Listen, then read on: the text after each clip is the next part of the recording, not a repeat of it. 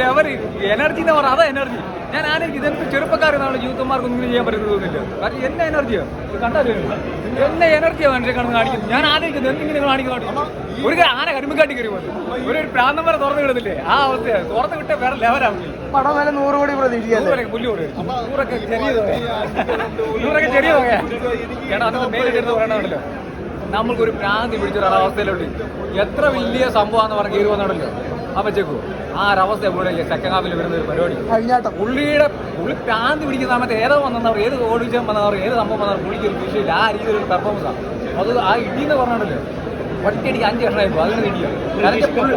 അത് ഒറ്റയിടി ഇടിക്കണല്ലോ, ഇടിച്ച് താറ ഇത് തെറിച്ചു പോകും. അതുകൊണ്ട് പവറില്ല പുള്ളി ഇടിക്കുന്നത്. ഭയങ്കര സ്പീഡ് ബസ്സത്തില്ല പുള്ളി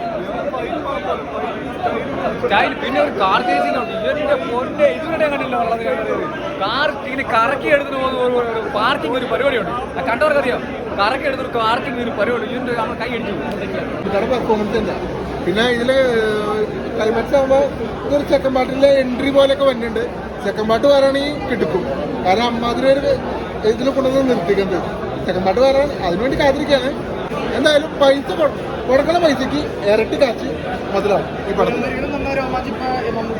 കിട്ടി.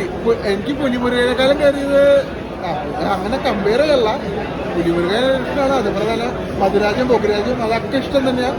പക്ഷെ ഒരു ലെവൽ കൂടി, കാരണം ഫൈറ്റും കാര്യങ്ങളും കുറച്ച് കൂടുതലുണ്ട്. ഇത് കയറുമ്പോൾ തന്നെ ഒരു പെരുന്നാളടി, അത് എല്ലാവർക്കും അറിയാലോ. പെരുന്നാളടി തന്നെ കാണാം. അത് കാണുമ്പോൾ തന്നെ നമുക്ക് മനസ്സ് നിറയും. അമ്മാതിരി ഒരു ഫൈറ്റാണ് നമുക്ക് ചെയ്തത്. അതെന്നൊക്കെ പറഞ്ഞ ഒരു റേസിംഗ് പോലെ സംഭവങ്ങള്. അതിന്റെ PG കൂടി കയറുമ്പോണ്ടല്ല, അതൊക്കെ രോമാഞ്ചാണ്. PG ഒക്കെ കയറി വരുമ്പോൾ ടർബോ എന്ന് പറയുന്ന ആക്ഷൻ മൂവീസ് ഇഷ്ടപ്പെടുന്നവർക്ക് ഇഷ്ടപ്പെടുന്ന രീതിയിലാണ്. നമ്മൾ ആക്ഷൻ മൂവീസിൽ പൊതുവെ നമ്മൾ ലോജിക്ക് നോക്കിയാലോ കഥയുടെ ഗതി നോക്കിയാലോ നമ്മൾ നിരാശപ്പെടും. പക്ഷേ ഈ സിനിമയുടെ തുടക്കത്തിൽ ഭയങ്കര പതിഞ്ഞ താളത്തിലാണ് തുടങ്ങിയത്. സാധാരണ ആക്ഷൻ സിനിമയുടെ ഫേസിലേക്ക് വന്നില്ല. പക്ഷേ അവസാനത്തെ ഒരു 15-20 മിനിറ്റ് ഒരു വർത്ത് വാച്ചിങ് ആണ്. കാരണം ആ ആക്ഷൻ രംഗങ്ങൾ നമ്മളധികം മലയാള സിനിമയിൽ കണ്ട് ശീലമില്ലാത്ത രീതിയിലുള്ള ചില സീനുകൾ ഉണ്ടായിരുന്നു. പിന്നെ എന്ത് റോപ്പ് ഉപയോഗിച്ചാലും ഡൂപ്പ് ഉപയോഗിച്ചാലും തൻ്റെ മെയ്വഴക്കം കൊണ്ട് നമുക്ക് ആ രംഗങ്ങൾ അടിപൊളിയായിട്ട് ചെയ്തിട്ടുണ്ട്. ലാസ്റ്റ് 20 മിനിറ്റിന് വേണ്ടിയിട്ടാണ് ഈ സിനിമ കാണേണ്ടത്. കാരണം തുടക്കത്തിൽ എനിക്ക് കാണാൻ പോകുന്നവർ ഇത് കാണുമ്പോൾ ഇതെന്താണ് പറഞ്ഞ പോലെ വരുന്നില്ല എന്ന് പറയുന്നത് നിങ്ങൾ കാത്തിരിക്കുക.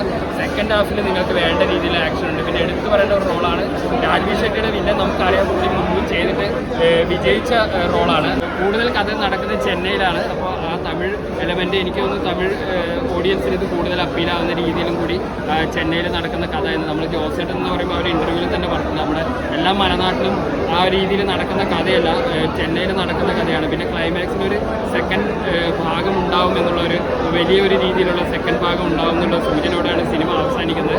അപ്പോൾ തൃപ്തിപ്പെടുത്തിയതെന്ന് ചോദിച്ചു കഴിഞ്ഞാൽ അവസാനത്തെ 20 മിനിറ്റ് സിനിമ കഴിഞ്ഞിറങ്ങുമ്പോൾ നമുക്കൊരു ഹൈ തരുന്ന, എന്നാൽ തുടങ്ങാൻ വളരെ സ്ലോ ആയിട്ട് തുടങ്ങിയ ഒരു ആക്ഷൻ എൻ്റർടൈനറാണ്.